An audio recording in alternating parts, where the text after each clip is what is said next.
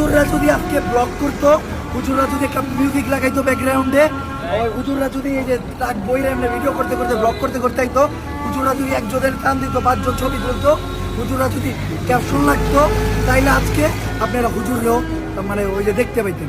আপনারা অনেকে কমেন্ট করতেন যে এই দুর্দিনে আপনারা আগে গেলেন, ওই সেই আমাদের হুজুররা যারা ওই যে ওই আর্টিস্ট করতে গেছিল, ওই যারা ওই যে এই আন্দোলন এটা করতে গেছিল, ওটা করতে গেছিল।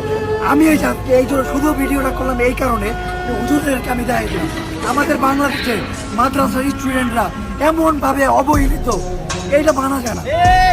আমাদের আন্দোলনে শুধু কি আমরা এই যে সিভিল স্টুডেন্টরা জয়েন করছিলাম, আমরা কি স্কুলের স্টুডেন্টরা জয়েন করছিলাম, আমরা কি খালি ভার্সিটির স্টুডেন্টরা জয়েন করছিলাম?